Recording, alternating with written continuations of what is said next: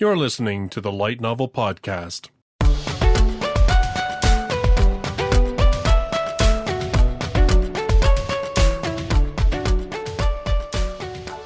Visit us online at lightnovelpodcast.com. Hello, everybody, and welcome back to another episode of the Light Novel Podcast. This is going to be episode 5.1 because, well, it is Anime Expo weekend, and tonight we are going to be talking about the big announcements from J-Novel Club. I think in total there was like 9 new titles, plus a whole bunch of other sort of industry-type news from them. That's going to be pretty big game changers, and so we're just going to get right into it. The only thing that we're going to mention news-wise is, because it just got posted as we were getting ready to actually record this program, is they just posted the preview video for Season 3 of A Certain Magical Index over on 4chan, I guess is where Bio found it, and our resident Magical Index resident specialist says that it is good, Bio-Gundam? Yeah, the trailer looks really lit. They're showcasing stuff from basically all the volumes until like New Testament. So I'm pretty hyped for it. So yeah, trailer Season 3, it looks like it's gonna be lit! Alright, well, I think that's all we really need to say about that. The only other piece of news to talk about before we get into all of the J-Novel Club stuff is we did get, between our last recording and now, we did get a announcement from Cross Infinite World for a new series they're putting out called The Eccentric Master and the Fake Lover. It's an isekai about a girl who gets taken to another world. She becomes a witch, and in order to survive, she needs to drink the bodily fluids of someone of the opposite sex. Of course she does. Okay then. Like it says, you know, but here's the thing that I had to laugh though, right? And this is where you have the difference between, like, say, Cross Infinite World and like a J-Novel Club or even Yen On. It's like bodily fluids. In other words, tears, spit, blood, and even kissing. I'm like, are you kidding me? I'm like, really? That's as far in my head. I'm like, that's as far as we're gonna. I like how they say kissing after spit. Right? I was kind of like, what? Isn't kissing spit in and of itself? It's only when it's French kissing, my dude.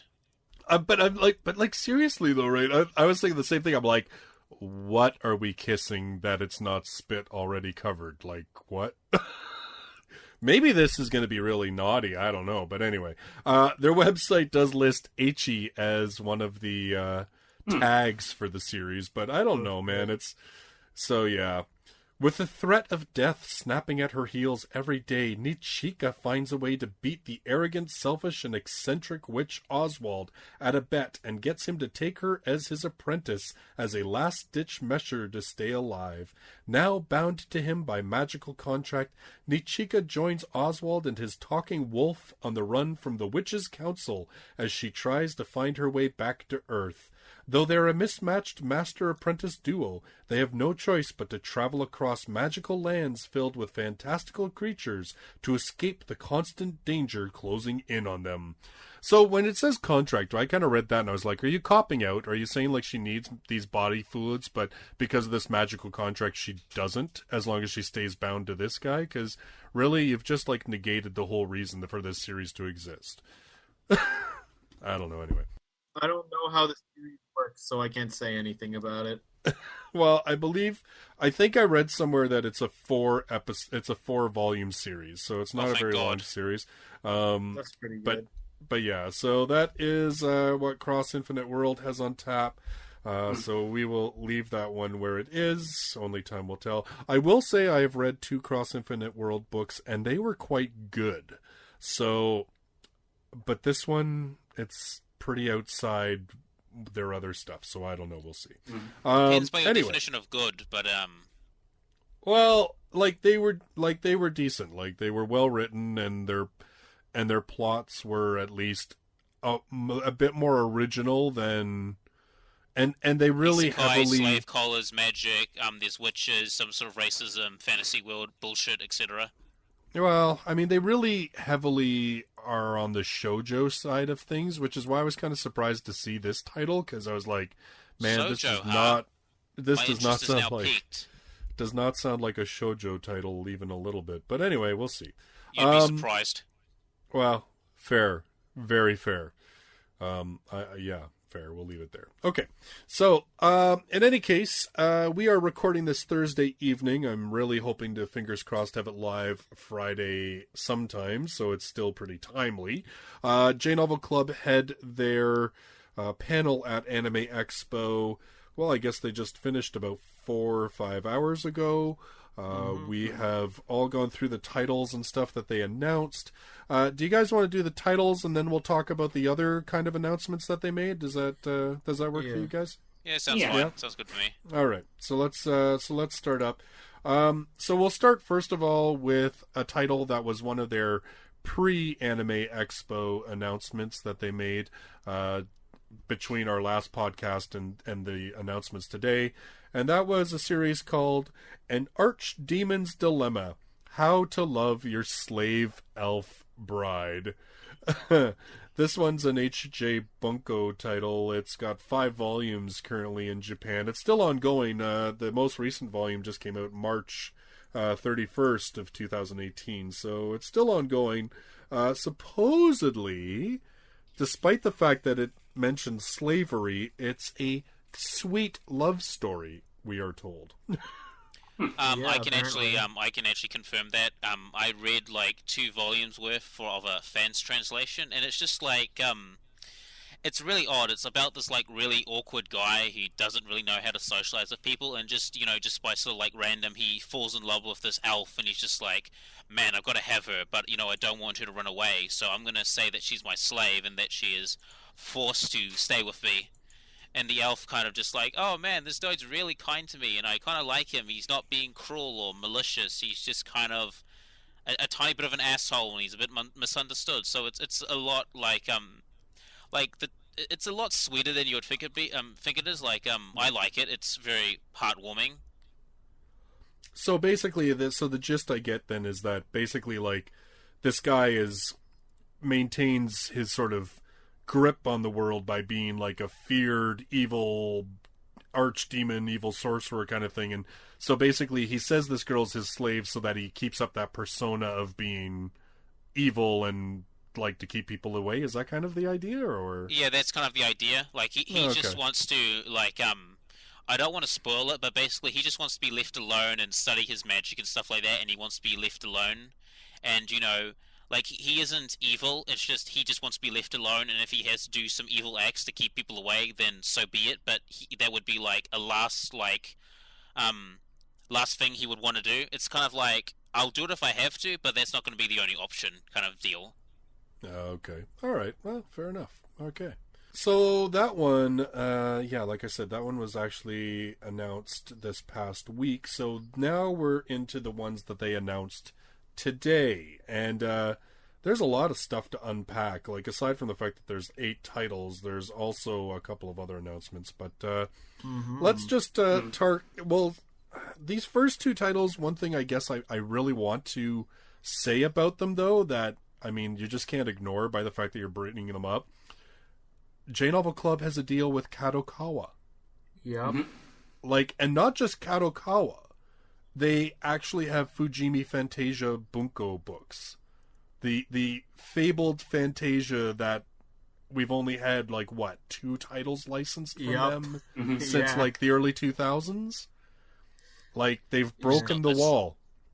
It's the holy grail of we do have the Do You Like Your Mom book, which is Fantasia Bunko, but that isn't coming out for, like, months.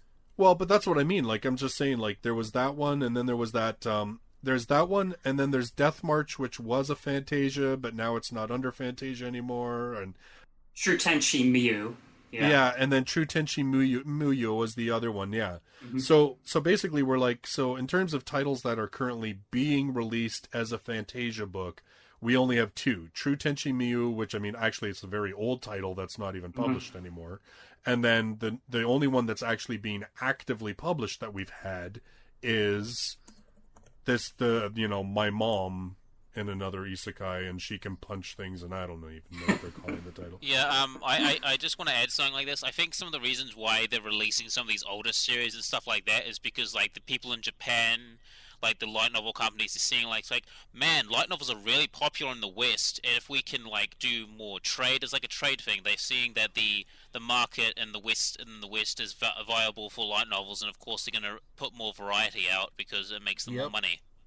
Yep. Well, I think that I think what we're seeing, particularly, just given, as I said, with this whole thing with J Novel Club and the fact that we are just starting to see some Fujimi titles starting to finally come out, but you're right, except for Yen On, all of them are done. They're not ongoing series. Now again though, well, we Yen can't have On everything we want, but it's a step in the right direction, I guess. Well, but I mean, Yen On is majority owned by Kadokawa, right? Mm-hmm. So yes. It makes sense that if anyone's going to get the really hot ongoing titles, that's going to get first shot at them. It's going to be Yen On. Yen On's got first picks. Yeah, right. Although, I mean, these titles that J Novel Club got are not bad titles. I mean, they're definitely not. Like absolutely they're done. But, I mean, they're titles that are still very much present in the fan public and that a lot of fans wanted. Yeah, that's what I'm saying.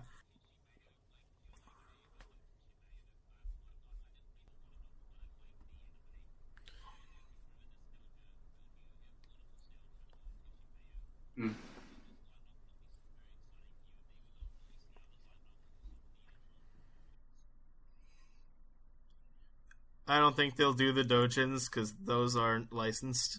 Well, but I mean, nonetheless, though, we're still seeing it. It's just, to me, we're seeing finally that these companies are starting to break down. Like, we now basically have numerous licenses from pretty much every publisher now. So, I mean, like you said, it's definitely. And actually, did you guys read that? That is one thing I guess I should have mentioned quickly when we're talking about news. But I mean, it figures more into this discussion anyway. Japan Times. Did you read that article by Japan Times that had Sam in it, and he was showing like something that we'll talk about later? Yep. I posted about that on Twitter. Oh, actually, yeah. Steiner replied to me with that meme of the guy sweating with the towel. Yeah. Yeah. Because he was like, "Has this leaked?" Yeah, right. So we'll touch base on that later. But there was a really interesting quote in there by the head of Yen On, and he said that they're starting to find that the light novels are outselling the manga of the same title. Let's go, boys! And that they do have light novels that are outselling a good number of their manga, and that light novels are becoming an increasing cornerstone of their business. Yeah, I remember reading that. So, yeah. I mean, this is huge, right? And I even thought it was kind of funny because even just like Yen on their Twitter feed, like, well, it's Yen Press, right? The parent company. But even on their Twitter feed, Yen Press, for August, they didn't push any of the covers of their manga titles. They just did a big glut of light novels. So, and even Seven Seas for their whole upcoming thing, which we will talk about later, but they're going to be at Anime Expo. Even they're like, oh yeah, we've got a bunch of licenses, and light novel fans, you're definitely going to want to know what we've licensed. Winking face. Right. Wink. Yeah. So, but I mean, Justice, I want to correct you on one thing. What? It isn't just Death March that has that weird situation where they technically aren't Fantasia, but they're published by the publisher. So I'm a Spider, So What is the same deal. Right. Yep. You are right. I do remember that now. Yes. Thank you. But yeah, it just that was one article when I was reading. I was like, and then seeing how the publishers are pushing, it seems, almost light novels and appealing to light novel fans. I'm like, wow, like this is such a huge change. Huge. I think it's because they're seeing a market and they want to try and milk it for all it's worth. It's like what I said earlier. Like, they're seeing that light novels are really popular and they want to tap into that market. Yeah, and as they do it, the market for it is growing because they're growing their own business at the same time. And it feels like they're kind of trying to push out, other genres now, with the Yen Press licensing some slice of life. And then obviously JNC kind of made the big push, J Novel Club, with a lot of different titles, various titles from different publishers we hadn't heard of, Oh yeah, I've chatted enough about that stuff. Let's actually get into the titles because a lot of stuff's going to come up as we're talking about them, because some of them, like I said, are stuff that I know people have been looking for. Others are like, what were they smoking when they decided to license this title? But we'll see. So the first one that got a good rise out of everybody was Kokoro Connect. I clapped when that happened. Okay, I admit I didn't clap. I kind of screeched like a little girl. Okay, well, good. So then obviously you're familiar with this title. I did not know it that well, so... I've been wanting to read this for so long, and they put out the manga, and I was like, okay, but the light novel... By they, I'm talking about Seven Seas, by the way. Oh, okay, Seven Seas put out the manga? Yeah, Seven Seas put out the manga, and I'd see it at Barnes & Noble whenever I went, when I was like... in freshman year, so like maybe 4 years ago, I'd see Kokoro Connect, and I'd be like, yeah, but isn't that based off a light novel? I want the light novel. And now 4 years later, J Novel's like, hey, we got it, and now I'm screeching, and screeching intensifies. Have you seen the anime? No, not yet. Ooh, that'll be nice, because I want to see how somebody reacts that doesn't know what's going to happen. Yeah. And I just want to see that, because that'll be nice to see. I will gladly live tweet. Well, so this one, if you're not familiar, basically, this one is about a cultural research club with a whole bunch of different members, and all of a sudden they start switching bodies. And it says that at first it's all wacky hijinks, but then things get a little too personal, and they start crossing boundaries, and dark secrets start coming to light, and man, it just sounds like really cool. Like it's again, right? Like we were saying, like we're starting to get different. This is not an isekai. It's certainly got like a fantasy element, but it's not like swords and sorcery fantasy element. It's more like that supernatural stuff happens. Yeah, it's like urban fantasy. Yes. It's body swap. Yeah, like Freaky Friday, that kind of stuff, right? It's a bit of an older series. It ceased publication in September of 2013, and it has 11 volumes. And this one, again, it's a Kadokawa is the parent company, but it was put out by Famitsu. So, yeah, I mean, it sounds like a really good series, and I do, like, I'm the same. I haven't seen the anime. At least not that it certainly doesn't ring any bells. The only one that sounded familiar was, what was it? Yamada and the Seven Witches starts off with a body swap. That's the closest I think I've ever come to it. Yeah, because one of the characters in that series has body swap powers. Right. Yeah. Yeah. Well, like Your Name too, kind of, but. Oh yeah. You're right. Yeah, Your Name, of course. Yeah. So that one's pretty cool. Now this one, though, I was really excited for, and that is Amagi Brilliant Park. I screamed even louder. I have quite a few things to say about this series. Okay. I nutted. I actually watched the anime, and I actually really liked it. I mean, I like the main character. He's just kind of like this arrogant, egotistical asshole who's trying to... It's like Amagi Brilliant Park is like Zoo Tycoon. It's like trying to build up this amusement park and stuff, and it's really interesting. I wish the anime was longer, because in the light novels, if I remember correctly, he gets more into a relationship with his like big-tittied assistant, who, by the way, looks really great, and you should look up some of the dojins about her. What advice? Sage advice from Bio. Hey, I've got to throw in one hentai reference in here per podcast. It's my quota. So this one is, again, it's a complete series. This was a Fujimi Fantasia. It finished June in 2016. There's 8 volumes now.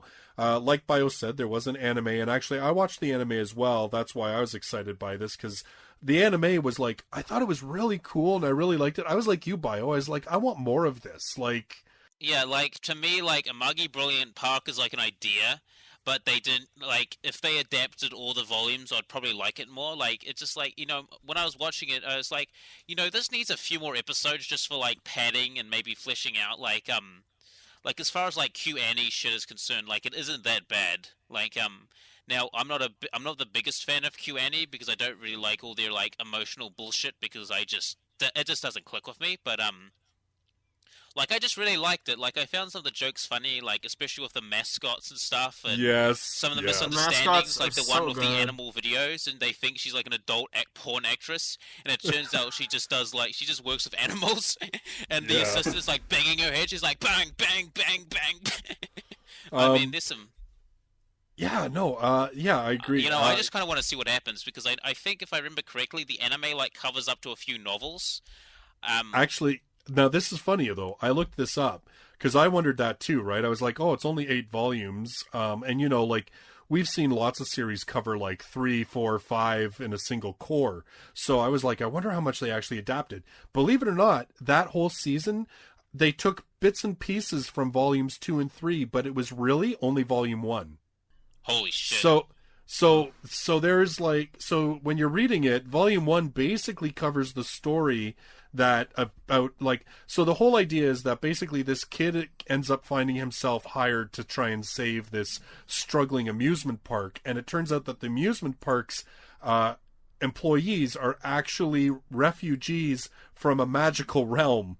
So it's almost like a reverse isekai. Yeah, I actually quite liked it. I think that's why the anime felt incomplete, because I felt like, man, if only there was, like I said before, if only there was more episodes and more story, I'd really dig this. Like, I enjoyed it. Like, it was a decent time passer, and I might get into the light novels to see how it ends. Like, I'm not expecting much, but I would like some closure on that series, because it was fairly. I was amused. So I mean, there's a lot of content that wasn't even touched by the anime, like not even close. Like I said, apparently they only adapted everything from volume 1, but what they did was, in the anime, they say he has like 2 months to save the park, and that was why they made it so that they could fit bits and pieces in from like volumes 2 and 3. But in the light novel, in the first volume, he only has 2 weeks to save the park. So that's why I think the reason why, like, I think at the beginning, the reason why he saves the park is just to prove that he can actually do it. It's like, aha, I can do it. You guys were wrong.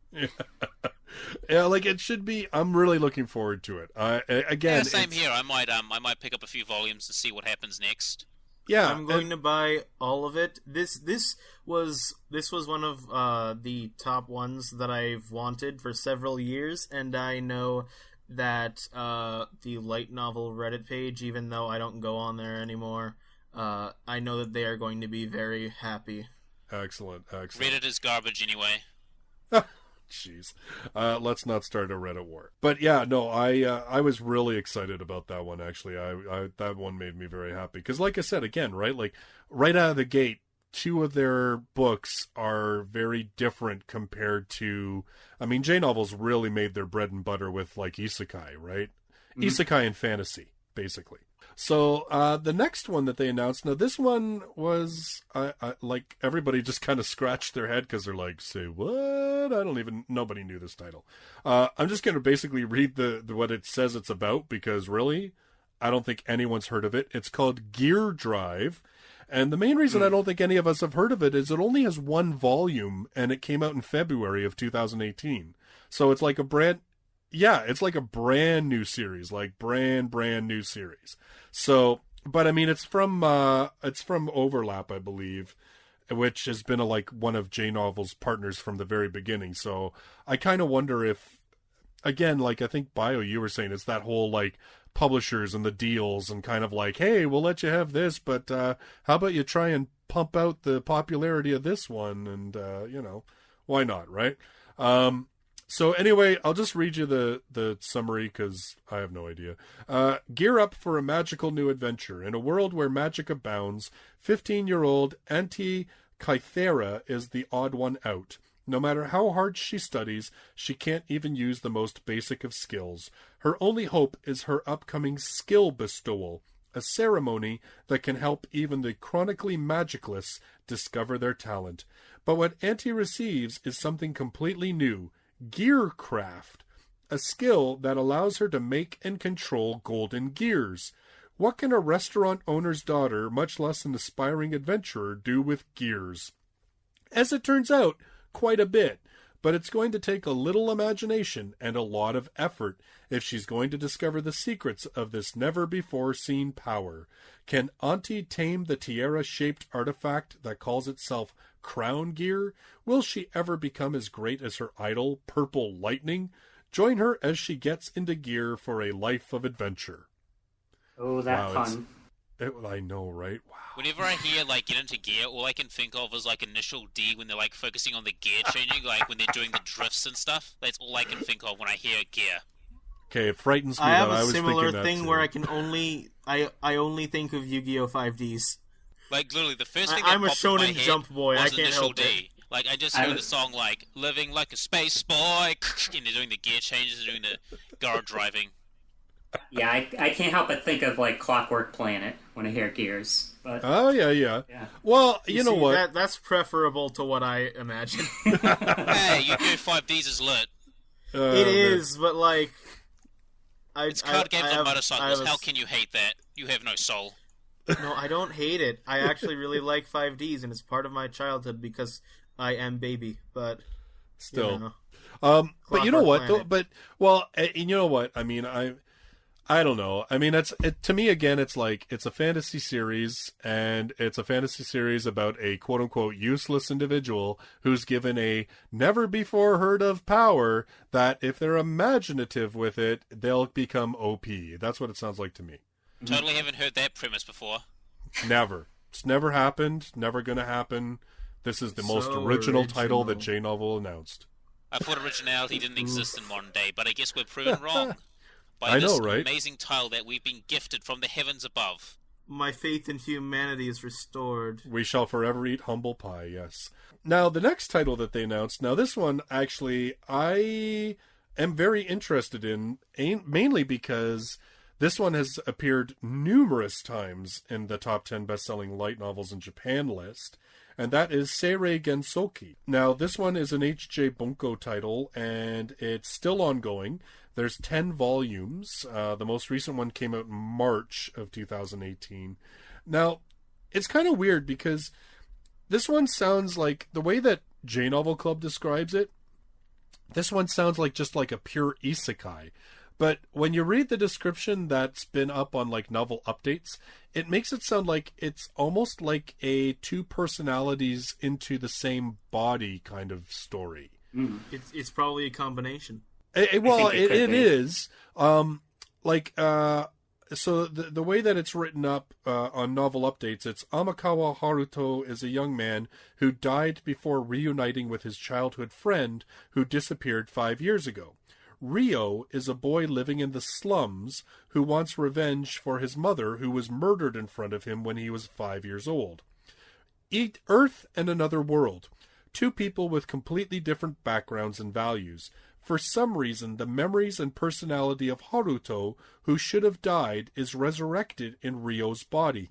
As the two are confused over their memories and personalities fusing together, Ryo/Haruto decides to try and do his best to live in this new world.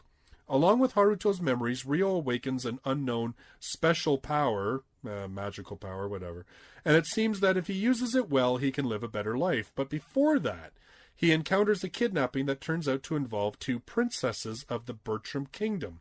So after saving the princesses, Ryo is given a scholarship to the Royal Academy, a school for the rich and powerful. Being a poor orphan in a school full of nobles turns out to be an extremely detestable place to stay. Now that's novel updates. Which to me, I mean, okay, to me it actually sounded kind of interesting because I'm like... It sounds like a rags to riches story, about two people, and it's like a rags to riches story with like the psychological element of two people merging in the same body, and they've got to work together, put their knowledges and skills and experience to like overcome their trials. Like, this series, like how like novel updates describes it, sounds a lot more interesting than I think than it's like at first glance. Well, like, and now here's what J-Novel put on their website, and like I said, we'll talk a little bit about how they're different. Meet Rio, a callous, orphaned boy living in the slums. At only 7 years old, he realizes he's actually the reincarnation of Haruto Amakawa, a Japanese university student with a tragic past. While still reeling from his shocking epiphany, Rio also comes to learn that he possesses extremely potent magical abilities and uses his new powers to solve the kidnapping case of a little girl. His good deed is acknowledged, and he's rewarded by being enrolled into a prestigious academy for noble children? Like, does that not sound way less interesting? Yeah, that sounds way less interesting. Like, I like the novel update version because it makes it sound cooler. You know, two people merging as one, struggles and the hardships of life and trying to overcome it, I mean, that's way more interesting than just like, oh, by the way, I'm the reincarnation of some random Japanese smo who got hit by a truck. It's always those damn trucks of peace, man. That's how you get sent to a fantasy world. It's true. Listen, I read the J-Novel Club thing first, and I kind of got the exact same thing as the novel updates thing. Really? I got the same information. Like I'm not saying, like, it was, like, I just, inferred everything. I guess I can see what Justice is saying, though, where the novel updates version makes it sound like... see, it gives it, like, a more grand...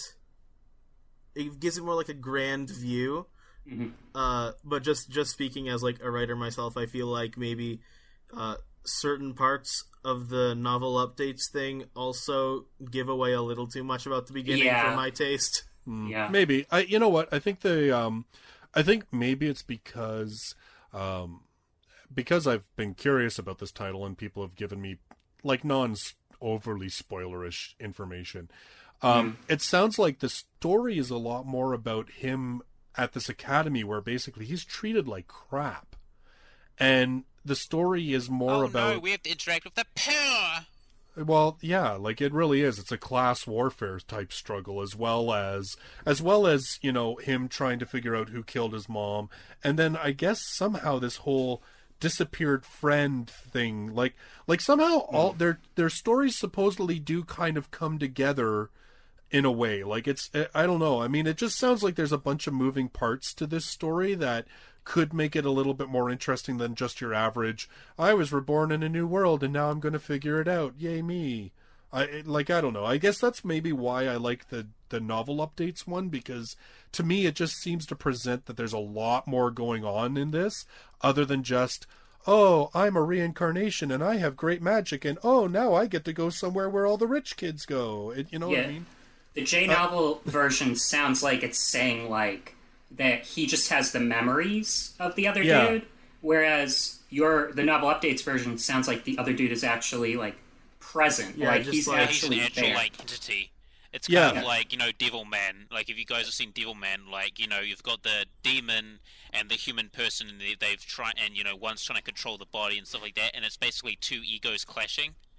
And it does sound like that is more like what the story is, as opposed to just a straight-ahead reincarnation isekai. That is what I've gotten from other people. Yeah, but the thing is with reincarnation, like even if you remember some of the stuff, like, say, for example, you, have memories from when you were a warrior or something like that, doesn't mean you'll be able to do all the things you were able to do previously. It's just you remember that. You just remember it. So, but yeah, I think that... I know there's definitely depends on if your muscle memory also comes with it, and that's up to the series. Yeah, well, I think it'll be interesting. I mean, it'll be worth definitely taking a look at. I don't think muscle memory doesn't count because you're in a new body. Because let's just say, like, say for example, if the body is similar enough, it might be able to transfer. I guess, but we'll discuss this theological debate later. We'll discuss it when the book actually comes out and we've all had a chance to read it. All right, so their next title that they brought out, oh man, this is like, I'm not too sure why they kind of really changed the title on this. So the Japanese title is Jinrou e no Tensei Maou no Fukukan. And most people would just refer to it as Reborn as a Werewolf. But then... It sounds cool. But then they did like a German title called Marchen der Werwolf, the Annals of Veight. I'm like, what? I like that title more, just personal taste. I think werewolves are a lot more popular in Germany. Fair enough. But it was just kind of weird to me that it was just that when J-Novel Club has done so many, when their translations are, like J-Novel's translations, I think overall are very well done. I just was kind of like, how did we go to German when you're going from Japanese? I don't know. It just, whatever. Who knows? It might be like a Germanic world. I don't know. It could be. That could be possible. Here's something interesting. I just brought it up on J-Novel Club, and they still list the hashtag as hashtag Jinrou. You know that the only reason I know that Jinrou means werewolf is because I watched Shiki. It has that in Shiki? Yeah, they have werewolves. So this one, it is an Earthstar novel, which J-Novel just paired up with them not too long ago, right? Like they're a relatively newer publisher that J-Novel started up with? Yep. Okay, good. I'm not totally out to lunch on that one. It's got 8 volumes. The last one came out December of 2017. I'm not sure if that means it's not such a long time that we couldn't get more, so it may still be ongoing. But I wasn't able to, in the time we had, I wasn't able to figure that out. So this one is kind of interesting. So protagonist Veight, who was reincarnated as a werewolf magician, becomes the vice commander of the 3rd Division of the Demon Lord's army. Having captured a frontier trade city, he is in charge of controlling and protecting it. Formerly a human, now a monster, he understands the feelings of humans and the feelings of monsters as well. Thanks to that, he is being considered as a great commander with both wisdom and courage by others, but in reality it is just one hardship after another. Making the violence-loving demons obey, doing something about the always complaining humans. Today, also, he is working hard as the main leader of the demon army. That sounds really interesting. Like, it certainly sounds different, right? Like, it's very similar to sort of like I'm actually getting a lot of like vibes from like Overlord or how like realist hero, like in like an Overlord Irons has to like control his generals and make sure that his monsters don't misbehave. And in Realist Hero, he has to solve all this shit, like, there's social tensions, economic tensions. I mean, it's basically, like, from what I can tell, it's about a dude who's now conquered a town, and now they're part of this territory, and he has to find a way to make it work so, they don't uprise or, cause rebellion and stuff like that. Like, it sounds interesting. Like, it definitely sounds interesting, and, we also don't get enough werewolves in light novels, so I'm very interested to see, how this turns out. Like, I don't have high hopes, but, definitely the blurb you said about it is definitely piquing my interest. Yeah, I'm kind of interested. I don't think I'm gonna pick it up in digital, but if it ever gets like put in print somehow, I might pick up the first volume to give it a try. This one had about 13 upvotes on its request on their board, so it is popular on J-Novel Club. It is something that people wanted. If it's popular, it means it must be good. Well, that's not a guarantee, but... Well, I know, I was joking, I was being sarcastic. I know! Well, okay, but in context, so you're saying 13 upvotes, like how many would you say is the average? So this one was posted semi-recently. I mean, they just put up their license request board. Yeah. A very popular one of the ones, the Slave Elf one, that had 46. So if you want one that was super popular, that one was. All right. This one is moderately popular. Okay. All right. Fair enough. Now we get into... oh, man. The one title I don't even know. Now we get into 2 titles. Now, these are kind of interesting because this is, again, another publisher that J-Novel is teaming up with, and it's called Hayakawa.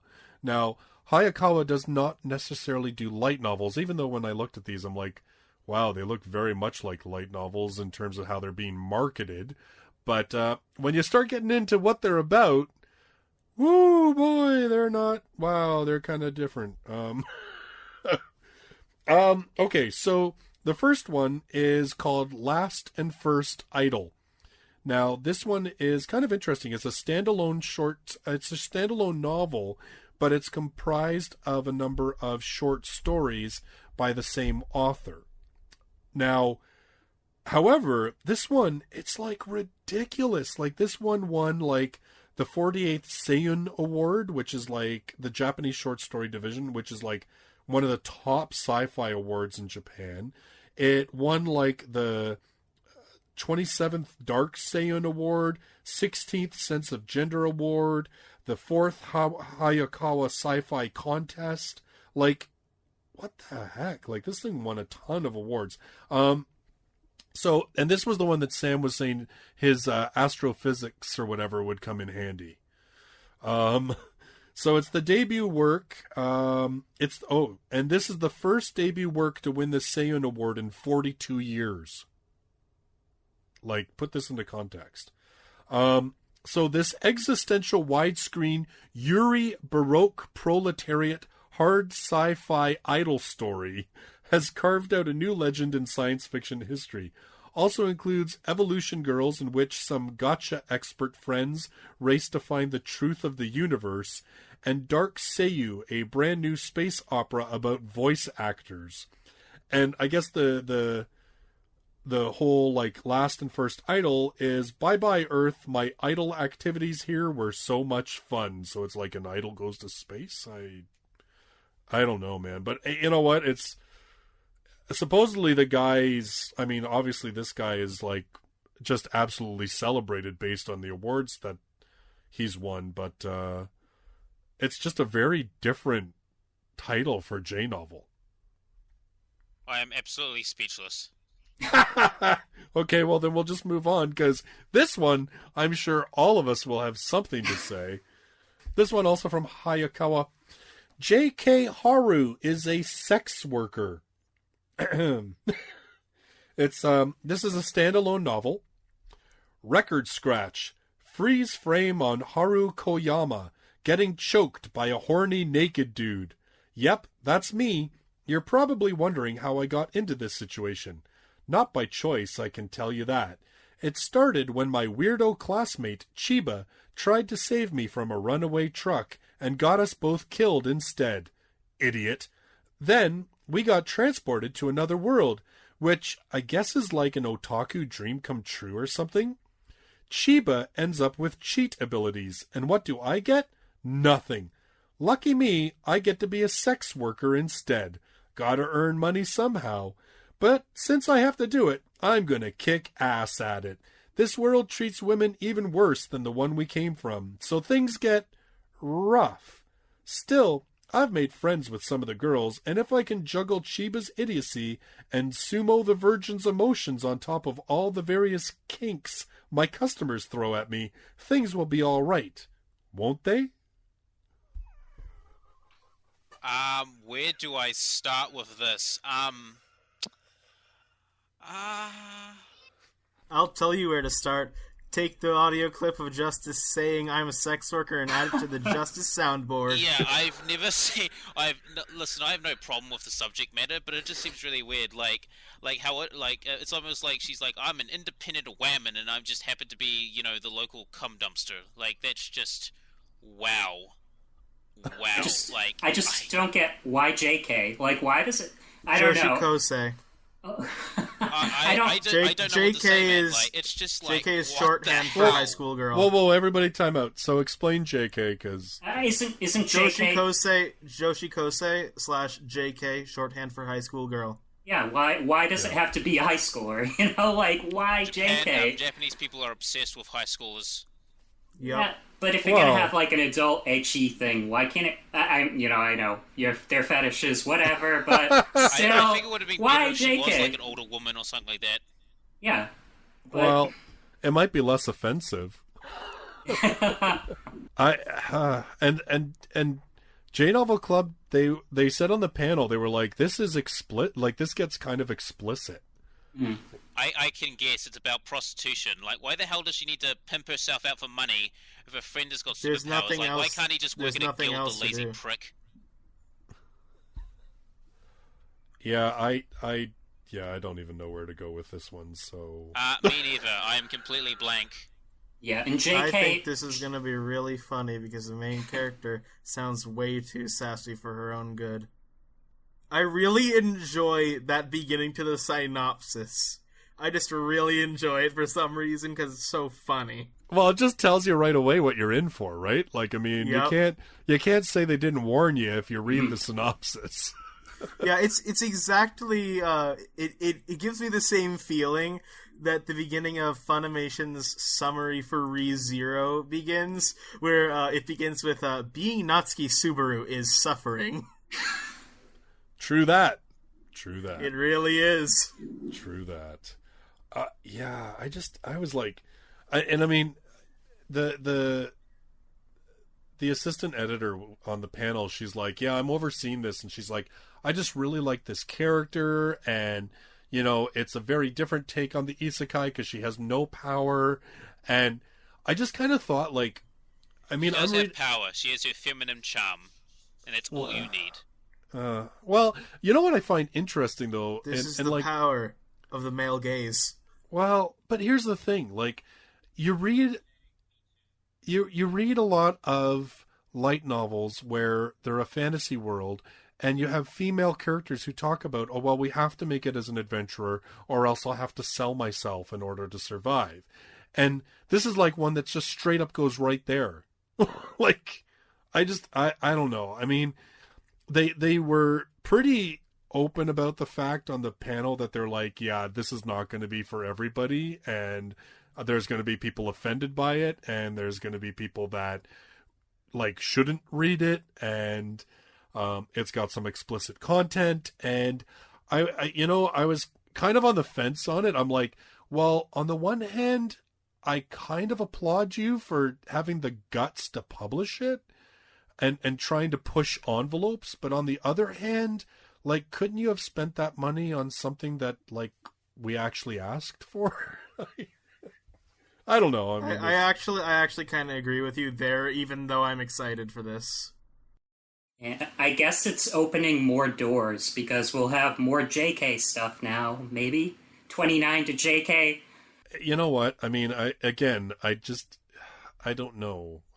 I don't know. Like I said, I mean, this title seems like really risky to me. It's a single volume, so well, yeah. I think Thank it's God it fine. doesn't continue on for 20 volumes. Like, imagine that. No, and I don't even As want long to. as a certain magical index. Like, no, just A certain magical no. prostitute. Oh no, let's not even. Okay, Yeah. let's move on because there's just nothing else to be said about that. Yeah. Let's all move right. on to a really, really good license. Oh my god! Well, let's say what it is first. This one is another Fujimi Fantasia, which is kind of cool. It is actually, I mean, this is the kin of like Slayers, which is again very cool. This series began publishing back in 1994 and ended in 2003. Has 20 volumes, and that is Sorceress Stabber Orphan. I clapped. Like, I was surprised, man. I'm guessing, is this the one that they said they rescued? I'm not sure if this is like a rescue because it was never licensed. Yeah, like which one did they rescue? It could be a rescue by the Japanese publisher because this one changed hands. Yeah, Actually, overseas. yeah. And if you look at the original hint, they have "rescue" in quotation marks. Oh, okay. So maybe okay. So you gotta pay close attention to that stuff. Yeah, I actually watched the anime of this. Like, I didn't think it was bad. I just kind of got bored of it. Like, it feels like when I watch it feels very sort of 90s like fantasy to me. You know, it's like episodic. You know, these Bro, adventures. It's very 90s. It like is 47 It's episodes 90s or in something. the best way. Like, it's just like, man, this takes me back to my childhood. Yeah, and good news, translator is Andrew Hodgson, a.k.a. Steiner. Translator Yes. for Smartphone and Dendrogram, so good stuff there. Yeah, at least you can count that the translation will be decent. Yeah. So this one is a fantasy series. Orphan is a sorcerer dropout from the prestigious Tower of Fangs. His journey to save Azalie, a girl he looked up to like a sister, has brought him to the bustling city of Totokanto. Here they are reunited for the first time in 5 years. But what is the truth behind her monstrous transformation, and just what secrets lurk behind the sword of Baldanders? Yeah, this is very much like a 90s kill the bad magicians and yeah. Yeah, it's 90s in the best kind of way. Like it has that I don't know how you would describe like 90s, but it just has that feel about it. And if you're a 90s kid, you're definitely going to like that because I have a lot of nostalgia for the 90s because I was born in the 90s. Yeah, it's well, you know what? I mean, I actually remember because was born well before the 90s. I actually remember this one back in the day. The anime was out in 1999 is when the actual anime itself came out. I couldn't find online how many volumes the anime covered, but what's interesting, and I kind of wonder if this is part of the reason that J Novel Club has brought this one out, is that they are developing a brand new anime series for this series. I believe it's for the 25th anniversary. Yeah, I actually didn't know this series was actually that popular. Like it actually kind of surprised me. It's like, hey, it's that series I watched like half the episodes of and got bored of. It's just like, oh, they're doing a reboot. It's just like, I didn't think it was that popular. Like, if any series from the 90s should get a reboot, it should be Yu Yu Hakusho. Well, I wouldn't be surprised if you see that. I mean, it seems I actually just mentioned this in one of my videos, just my recent videos, that this seems to be a big thing. Is this whole now that a lot of these light novels are getting to be they've been out for 20 years, 25 years. They're all getting like brand new anime. Like Boogie Pop's getting a new anime. They just did a new Full Metal Panic anime. They're doing this one. Like, how much longer until they start doing a new Slayers anime or, I need that. Give me Slayers. But yeah, I mean, I just there seems to be like, it's kind of funny that as much as light novels have exploded and are huge in Japan and are apparently getting increasingly huge in English now, it just seems that there is still like a lot of nostalgia for those titles that really started the whole thing going back in the mid to late 90s and the very early 2000s. And we're seeing like the anime being made or remade and we're seeing now, like, here we go. We've got Seven Seas publishing volumes of Boogie Pop that they never published before. And we've now got Sorcerer's Stabber Orphan coming out from J-Novel. I'm interested to see this weekend if we see other sort of like older series get picked up. Yeah, same here. We need some classics. Like, I think it's good to go back to the classics because a lot of the classics that people kind of pew pew away because the animation is dated and blah blah blah. A lot of people don't realize is that a lot of the old school stuff is like the blueprints or sort of the starting things for stuff they're reading right now.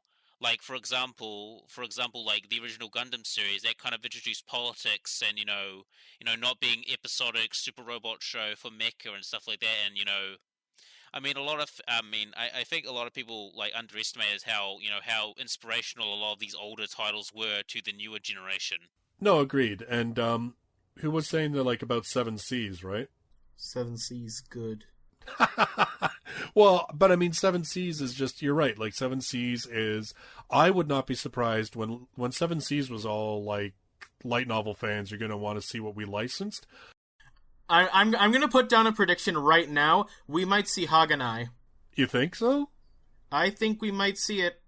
Yomi Hirosaka has seen a slight resurgence with the new series. Plus, Haganai is pretty popular in general, even with its manga form, and they got Toradora, which basically had the same popularity as Haganai for its manga. Haganai's that one with the Neighbors Club and the lolly nun?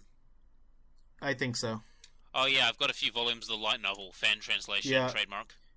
I have the official translation of the first manga volume right next to me, actually. I'm a little jealous.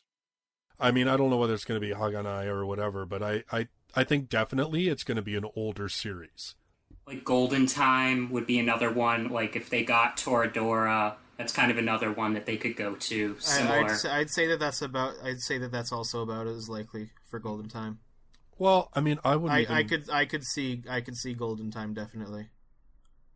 Well, yeah, I mean, it'll be interesting. Speaking of like older titles, I mean, they're starting to re-release, Legend of the Galactic Heroes, and that was an old ass series. I mean, that was written in like the 70s or something.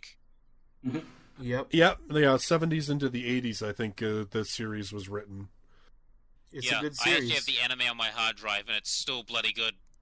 Well, I mean, they've just done a brand new anime series of that one too, right? Same thing. Again. People don't like it because of the character designs, which I find very petty. Hey man, at least I didn't watch it, but at least Reinhard looks handsome, because Reinhard is the master race. Yep. But yeah, again, like that's another series. Like you're right, Bio. That's another series that again had a massive anime and now getting redone. Oh well, Battle. What is it? Well, we called it Star Blazers here, but it was like what Battleship Yamato. Space Battleship Yamato, right? Yeah. I've actually heard about that series. I actually think I'm gonna be. I think I've got like the remake. Like they made in 2012 on my watch list, like on my plan to read watch list or something. Yep, yeah, and again, like it's another series. I mean, man, when are we gonna get the Macross reboot? That's what I want to know. Macross. I definitely think that Seven Seas, we're gonna get a title from them that probably has not seen print.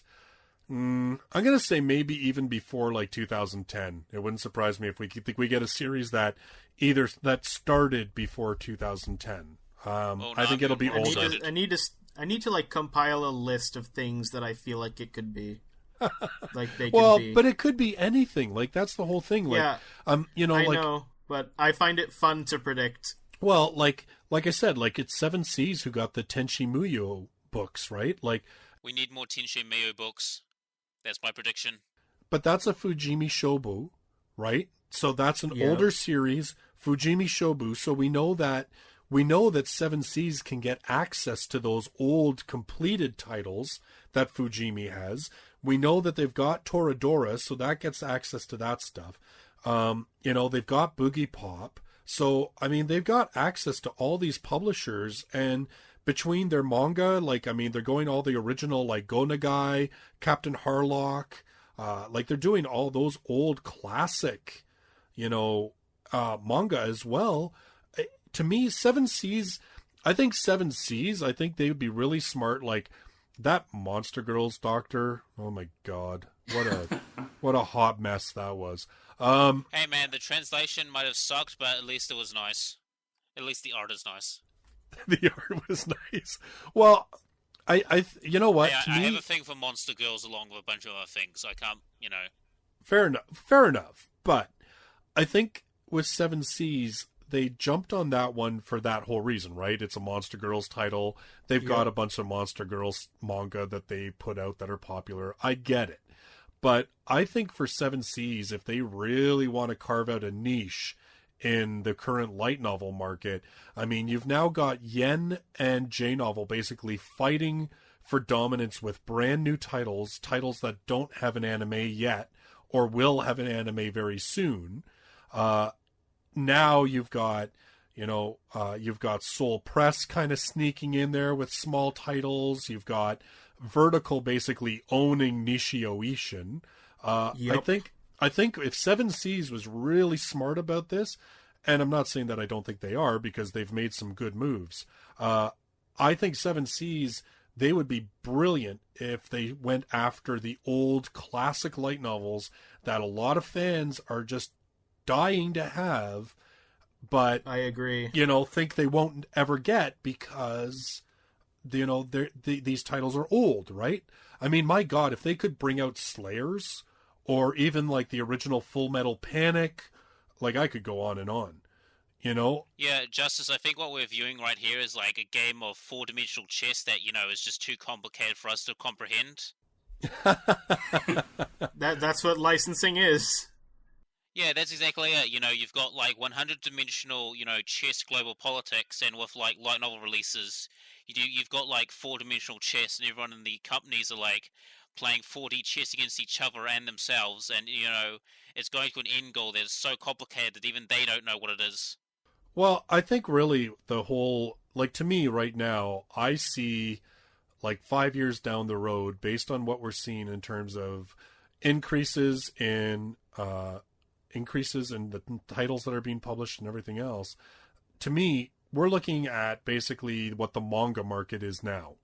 That, to me, like, where basically every popular manga is getting licensed. All sorts of classic manga are getting licensed. You know, there's a ton of it out there. And I think light novels in another 5 years, that's where this is going to be, is that all the popular titles are grabbed and a bunch of the older classic titles that fans have been asking and asking and asking for are coming out, right? Do you know what that means? That I'm going to be absolutely broken in terms of my finances. Exactly. That, and also we'll have a lot more things to talk about. Yes. Yes. Actually, you know what? We haven't even talked, but we haven't even talked about the 2 other pieces of news that J Novel Club Well, might announced. as well do that since we've already covered our main topic for today. I love Yeah. J Novel. You're one of my favorite companies. I love you, J Novel. I love J Novel Club as well, but I can't marry a corporation. I don't think it'd work. Hey, I didn't propose. So the big news that J Novel Club put out is that they are going to start publishing their titles themselves in physical format. Hell yeah. Let's just let that sink in for a little bit. Well, there's a couple things to cover about this. First off, they said, and that are very important. First off, all of the deals that 7 Seas currently has will stay in place. So you don't have to worry that suddenly your J Novel Club, suddenly your Ari Ferrettas are going to look different than, you know, the first volumes and stuff, because 7 Seas is going to finish publishing Ari Ferretta. Sam at J Novel Club actually said, and this I was really, I was glad, and I was also, I mean, it sounds stupid to say it maybe because I don't actually know Sam, but I was kind of proud of him for not becoming a jerk, I guess. He actually said that he would offer Ari Ferretta 0 as to 7 Seas first, since they published the Ari Ferretta books. That he wouldn't just... That's something that I was kind of wondering. So the fact that he was like, if they've printed something and we get the spin-off, we'll offer it to them first to do the physical print. Yeah, that sounds like a good idea. Yeah, well, I actually think that if he acted like an arrogant douchebag, he would probably create more enemies than friends. You know, you get more of the carrot than the actual stick. Well, no, you're absolutely right. But, you know, to me, it was nice to see that even though they are moving forward with publishing their own titles, it doesn't mean that absolutely we're just closing the door and what 7 Seas has is all they're going to get. To me, it said, you know, we still have a good relationship not only with 7 Seas, but even from a fan perspective, you know, we want your Grimgar of Fantasy and Ash, we want your library to look the same because it's the same publisher. If you have Ari Ferretta, then you want to buy Ari Ferretta 0 in physical format, it should be the same. I appreciated that. I thought that was a really good statement. I appreciate that too, and my obsessive compulsive disorder appreciates that as well. Yeah, well, it's more like my autism because I literally lose sleep at night if there's a DVD or a bookshelf a book out of place. Well, I mean, it's true, and just even, you know, even if you don't have OCD or whatever, right? Just from a collector's point of view, it's nice to have that collection look good on your shelf, right? Yeah, that's why I actually plan to, once I get another bookshelf, I actually plan to buy all the stuff I have on digital release, because the books would really look nice on my shelf, and you know, I like the physical copies. You know, I like the feel of the page. I like turning the page. I like feeling, you know, the covers, and I like showing people. So they're going to be in the Japanese tankobon size, which I didn't get the measurements on those. I guess I should have. I actually have one around here that I can compare to a yen book if you're willing to give me a second. Sure. Go ahead and take a second. I'd be interested to know. Okay. Because I mean, just have to move a few books. Because honestly, even when we talk measurements, it's hard to get your head to compare it to. So it's going to be tankobon. They said that they're doing the way they're gluing the spine in is a higher grade so that they'll be more durable. And they are launching it with In Another World with My Smartphone is the first title that they're launching. They did not announce any other titles today, but Sam made it very clear they're working on getting more. Yeah, and that's going to open up I have your things. comparison here. Oh, yeah. So I'm holding up a tankobon right next to Is It Wrong to Try to Pick Out Girls in a Dungeon Volume 2, so if anyone can imagine that in your heads. I'm pressing it right up against it, and I can see from the top, Is It Wrong to Try to? So there's quite a bit of space from the top there, and then there is a bit of a sliver on the right side So they'd where be... the yen book is pushing out. So are the they close? The tankobon is shorter and a little bit narrower. Tom, do you have any of the Bakemonogatari books In Japanese. like in print, like from Vertical? That's actually funny because the tankobon that I'm using in Japanese is Bakemonogatari. But yeah, if you give me a second, I can grab one. Because what you're describing sounds almost like the size of the Vertical books. Yeah, it's probably almost. It's probably around that size, but like maybe even just a little bit taller. Oh, okay. All right. Well, that's fair. But at least that Yeah. gives everybody kind of an idea, because Yeah. so they're about the size of the Vertical books, but you're saying you think they're just maybe a little bit taller. Yeah, I think Okay. they might be just a little bit taller, like maybe by a few centimeters, and I think the Vertical books are a little bit wider. Okay. All right. Well, that gives me an idea, at least in my head. So that's not a bad size, actually. That's a pretty good it's size. it's a really good size, and it fits in your hand very well. All right, cool. So they're launching with In Another World with my smartphone. Sam said that they currently have the financial capability that they could print. Well, I thought he said up to 3, but somebody on Twitter said he said up to 4 titles per month in print format. It'll be interesting to see what happens. Now they're talking about that releasing late 2018, early 2019. And he said the only reason is because in North America, now this is kind of cool. So in North America, these are going to be available in bookstores in Canada and the US. They have actually made a distribution deal with physical bookstores as well as having them available for online purchase. So this isn't just like a print on demand or, anything like that. This is like they're legitimately having thousands of copies printed and shipping them out to stores and online vendors. So Yeah, I think this is a big deal because it could open up more licensing opportunities. Some of these companies say if you don't do a print run, they won't give you the digital rights. So this will open up, I think, more licenses from certain companies. Yeah.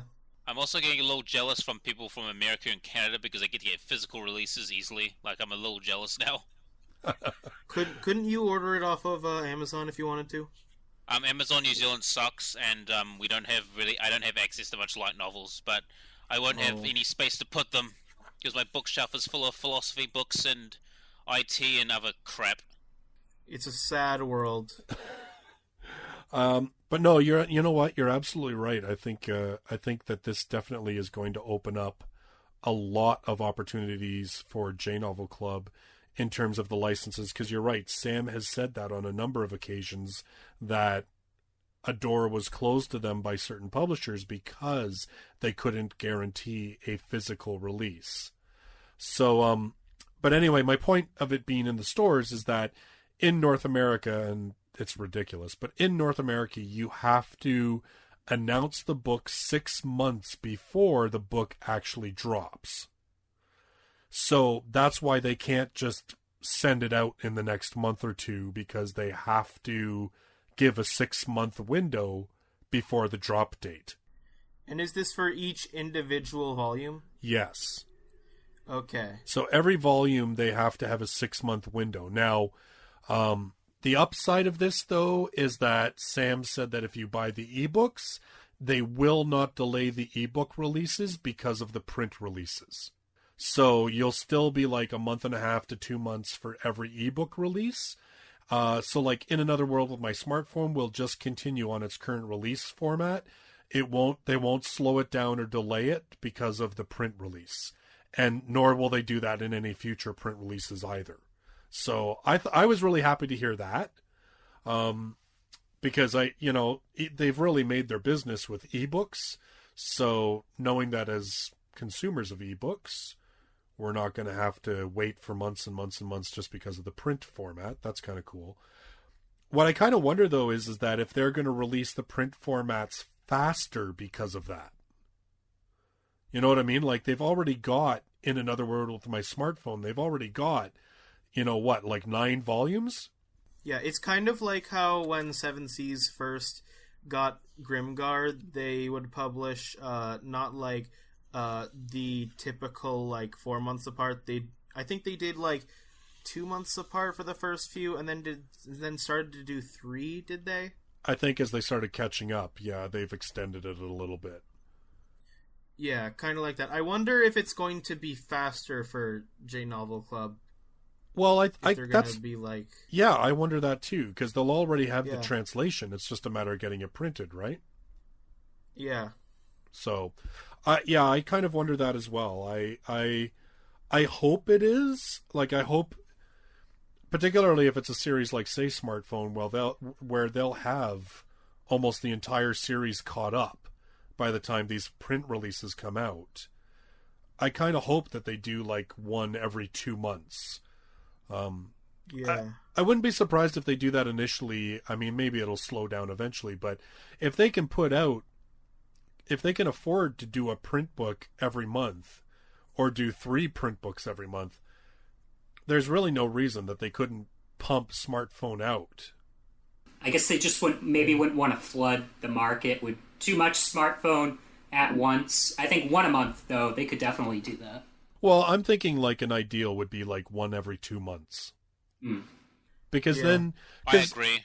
Because let's face it, I mean, okay, yes, I don't think we are necessarily a good benchmark in terms of the average reader, in terms of how long it takes someone to read a book. I mean, I'm definitely not. I can burn through a light novel in a day or two. I know Bio can do it in 2 hours, whatever. You're crazy, but I mean, I wish I could, to be honest. I envy you that, but I think the average reader, I mean, if they take a couple weeks to read a book, that would be not beyond the realm of possible. So I think J-Novel would be smart if they gave enough lead time for people to pick up that first volume and get caught up before they, like you said, flooded with more, right? Yeah, you also don't want to overflood a market because it drops interest. For example, if they're dropping Smartphone once a month, I think people would get bored of it. It's just oh yeah, the next Smartphone volume. When it comes to the market, you don't want to flood the market with too much of the same thing because it creates an excess. Yeah, I mean, I worked in a bookstore for a while, and I know that the whole thing about your ordering is based on your sales, obviously, right? So if you don't have enough lead time to see what the sales of Volume 1 is, you're not going to be in a big hurry to order a lot of Volume 2 because you don't know, right? In America, they have very minimal space for manga and light novels. Yeah. So usually they'll only keep them, maybe a few months, for even a single volume. They'll only keep it for maybe 2 months, and then it gets pulled off the shelf if it doesn't sell. 2 to 3 months, I think, would be sort of the sweet spot, because it's not so long between releases that it takes you forever to get a series out, but it's enough lead time that the average reader can easily keep up with the series, and it also gives retailers enough time to sort of go, okay, this is selling, and be able to sort of compensate and be able to order whatever. You know what I mean? It just gives everybody a chance to sort of know. So yeah, I mean, it's huge news. I mean, this is now, I mean, J-Novel, J-Novel Club has been a huge provider of English light novels for us over the past year and a half, but to have them be able to print their own stuff now, it really does. It just puts them right in the exact same league as Yen On. I mean, the only difference is they don't have a huge Japanese company behind them financially. But in some ways that's pretty awesome because it means they've got all sorts of flexibility to basically deal with whoever they want to, right? Yeah, I heard Sam, he had a question on Curiosity Cat about would he ever think about selling J Novel Club if he got like the perfect deal. And he did not say no. So I'm hoping no, but yeah. Well, I think, you know what? I mean, I think what it really is it's your return on investment, right? Mhm. So long as J Novel Club is making money for him that's equal to his enjoyment and investment of time and effort in it, I It don't also think he'd depends sell it, on if he right? wants like instant cash right now, or he wants like a steady stream of income. Mm. Because if J Novel is still popular, it's probably like if J Novel is say still popular, like say 25 years into the future. I mean, pragmatically, he's making more money in the long run if he holds on to the business instead of selling it for say like a couple 100,000 that he's going to get right now. Mhm. Well, I think that it gives you an idea. Like we we in the English speaking world do not have a list like what they have in Japan that where they report specifically light novel sales in terms of like a top 10 list or whatever, right? Um, Most of these companies don't report their sales. The only way to get an idea is to go on, say, Amazon and look at like where they're ranked and stuff like that. Um, but I think it says a lot about how well light novels are doing. Like, I mean, we spoke earlier about what they said in the Japan Times, but here's J Novel Club basically is real living proof of that. They've been around for a year and a half. A year and a half ago, they could not afford to publish a novel themselves in physical format because they didn't have the money for it. Now, and they launched with like what? They had like 4 or 5 titles, 10 titles, I think, at one point they got in the first couple months.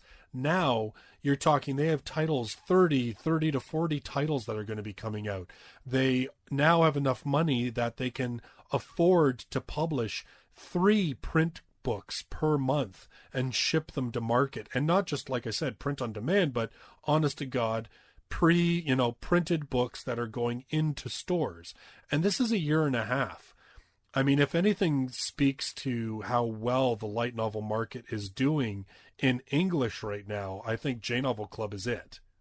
Yep. And they have more Yeah, licenses I coming. think what happened is that J Novel Club like got into a niche and just kind of exploded from there.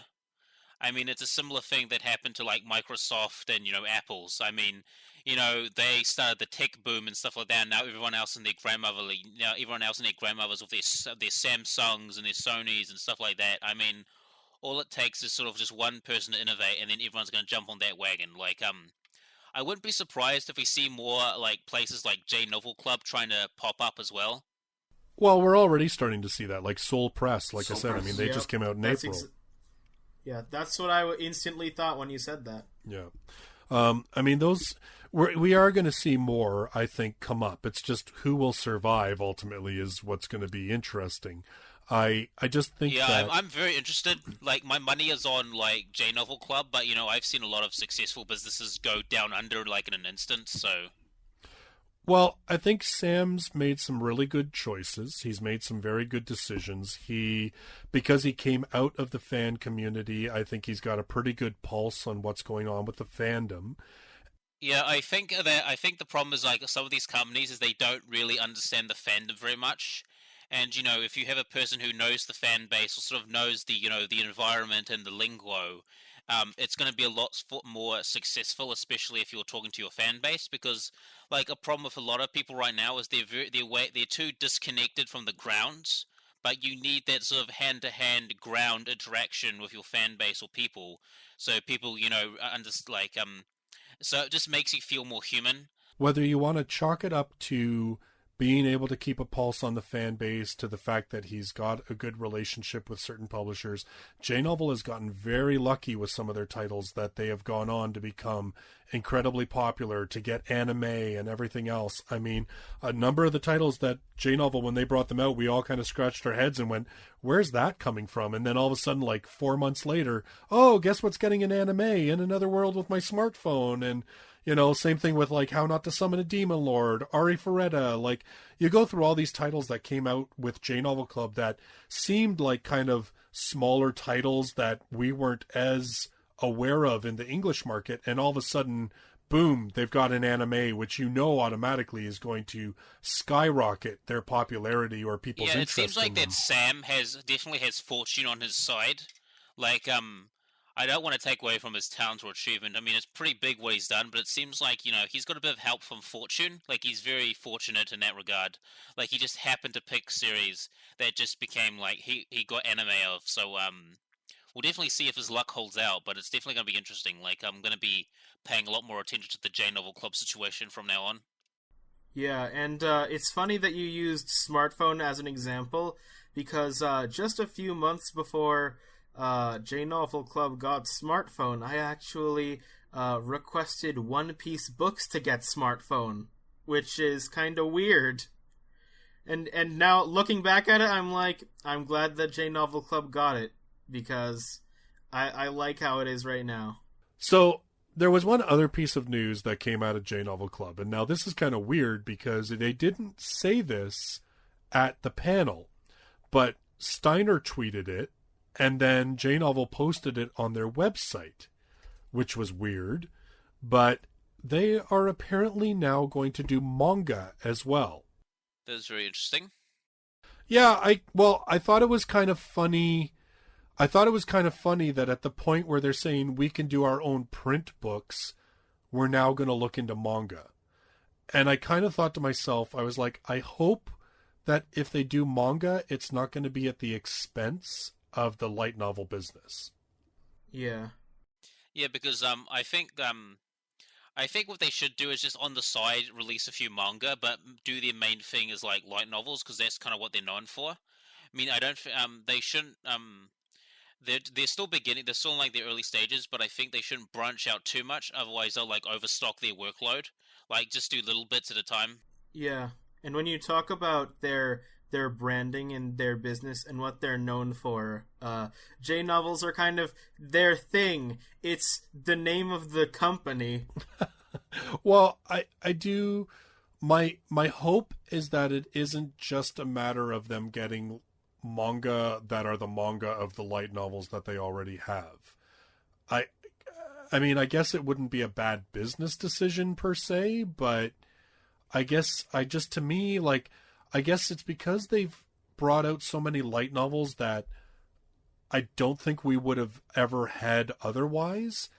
I kind of, if they were going to do manga, I'd rather them do the same thing with manga. I'd rather them go after titles that were cool and interesting, that maybe weren't as well known in the English fandom, and but that had the potential to become big titles down the road. Like, I'd rather see them do that.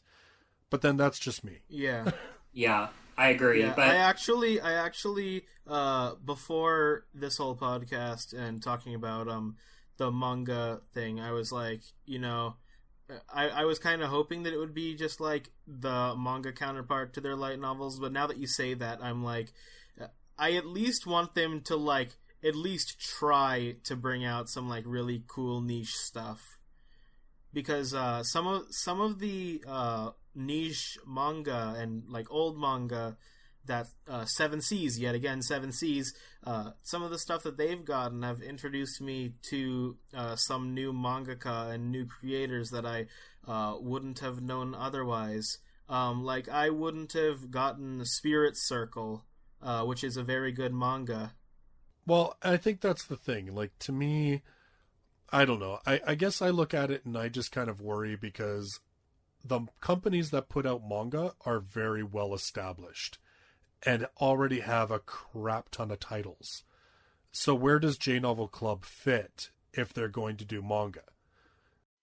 I have a feeling that they might do they might start out with doing manga adaptations of light novels they covered, but I think they'll also pick up some niche titles as well on the side. Yeah, I think because I think especially that's what with a lot of these do. like manga companies, I don't think they're going to give up much of the pie when it comes to sort of like manga sales. yeah, I'm curious if it'll be like a separate service too, or will it be included? Like, if you have the subscription service, will this all be included in one package? I don't know. I would say it would be a very, very bad business decision if they split it. But at some point, sometimes they diversify and they'll give you the manga for a little bit, and then maybe they'll take it away. Although that would be a bad business decision too. That'd be even worse. Yeah. Yeah. I mean, the only thing that I could see them doing, like, I think initially it won't be split. If we're talking 5 years down the road, if they've gotten to the point where they have, 80 light novel titles and they've got 30 manga titles, do they split it then? Maybe, because then you've got more than enough of one or the other to support it, right? Yeah, you have enough to justify splitting it. I mean, if you split it and say, like, we've got 10 manga and 80 light novels, I mean, a lot of people are going to be annoyed because it's just like, I was getting all of this for my subscription fee, and now I have to, like, pay for both, and it's only, like, 10 manga and 80 light novels. Like, if that happens, I mean, I think a lot of people would just jump on light novel. Yeah. Yeah, I think it would hurt one business or the other would suffer. So, yeah, like I said, you're talking, like, long game. Sure, maybe they'll split them off because they'll have enough material to do that. If you're talking like the immediate game, no way. Like, that would be a huge mistake. And honestly, seeing how Sam's done so far, I doubt for even a second that that's something that he would do. Like, it strikes me that he knows well enough that people would be like, nah, not interested. Especially because, like I said, if he's looking to get into manga, the digital market for, like, if he wants to do manga, I imagine he's going to start off the same way that he did with the light novels, which is ebook, like digital format. So, yeah, I don't see him splitting those businesses. Not now. Not now. Maybe down the road. But... It's too premature for him to do so. Oh, yeah. Well, the other thing is, like, the biography, the Mario Kata. I'm pretty sure that only had a preview chapter. And you couldn't actually read it. Like, you couldn't actually read the full novel unless you bought it. So, I don't know if that could be something that could happen with the manga, too, at some point. Where, yeah, like, they might make the first volume free to read if you're a member, and then you have to buy the rest of them. So, I don't know. I don't know. Well, it just strikes me that you've already got, like, Crunchyroll has a manga reading that you can live, simul-pub version. I think a couple of other companies do that as well. I know Yen Press does as well. Shonen Jump is straight up has an English version. Yeah, exactly. So, I mean, really, if Sam's getting into the manga market, he's, as far as I'm concerned, he's got no choice. He's going to have to include it in the subscription service the same way that he's doing it with the light novels. Just have it the exact way. Yeah, he's also dealing with some very stiff competition as well. And very well-established competition. So, and I think that the manga market actually is a little bit more open to the digital-only format because digital has become such a big thing, especially like with the simul-pubs and everything else. So, I don't know. Like I said, I mean, part of me worries about it just because I want to see him keep focusing on the light novels because they've done such a good job on that. But on the other hand, I can't blame the guy. I mean, my God, like, there's lots of people pushing for manga, for them to do manga. So, I mean, it really is a big money market. He has to listen to his audience. It's just like, it's a juggling act between the long game, the short game, and listen to his audience. Because, you have to give them something every now and then. You don't have to do everything the audience says, but you have to give them a bone every now and then. Yeah. Well, and I mean, too, like, let's face it, I mean, he's got these relationships with publishers. We don't know what's happened behind the scenes. He could have publishers pressuring him, being like, well, we'd love to give you this light novel license, but we're looking to license it in tandem with the manga, and you don't publish manga, so tough, right? I mean, we don't know if there's that kind of negotiation going on as well. So there's lots that we don't, that's the thing. Like, there's lots we don't know. There's not, bless Sam for being open enough that he answers a lot of stuff, but there's still a lot of stuff that he can't discuss and won't discuss, and, rightfully so. It's for, it's business and negotiations, because if he does, it limits his negotiating power. Because in the art of negotiation, you start out with the biggest extreme first, and then you go down the list of, like, because that's how negotiation works. No, I mean, it makes sense, and it's just bad business to, like, talk too much about contracts and stuff like that. That's just frowned on, right? So it'll be interesting to see. So So anyway, we've talked lots because, I mean, there was a lot to go over. And actually, we still have, so like I said earlier, this is 5.1 because on either Sunday or Monday, we're going to record 5.2 with everybody else. And we're going to be going over what 7Cs, Yen On, and Vertical, and everybody else is going over. God, that could be just as big, if not bigger, than what we got all today. But certainly J-Novel did not disappoint. Those guys are going to need that good luck. Sorry, was that mature? What was that, Tom? And those guys are going to need that good luck. Well, it's going to be interesting. I have a feeling. It's going to be interesting. Given the weird and wacky titles that Yen On hit us with last year, I'm very curious to see what they bring out this year. So that'll be it for this episode. Like I said, we've got lots, probably more to talk about. I'm not sure. I know that Amagi Brilliant Park and Kokoro... Oh my god, I can't even remember the title all of a sudden. Kokoro Connect. Thank you.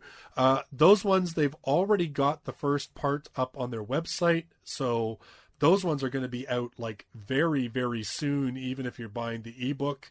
I bet you they're going to be available come around August or September. So, because that just seems to be how J-Novel Club works with their ebooks. So, I mean, these titles are hitting soon. So, lots to look forward to. So again, thank you very much, listeners. Thank you very much, guys, for joining me on this one. We had lots to talk about, lots of titles to look forward to. You know, I think all of us gave a little squeal at least a couple of these titles. So we will be back. I'll be back with everybody else very early next week with the follow-up to this podcast for all the titles covered by the other publishers. Anime Expo's been exciting already, and it's only day one, so pretty awesome stuff. So thanks very much for listening, and thank you guys for joining me, and we will talk to you listeners very, very soon. Bye-bye for now.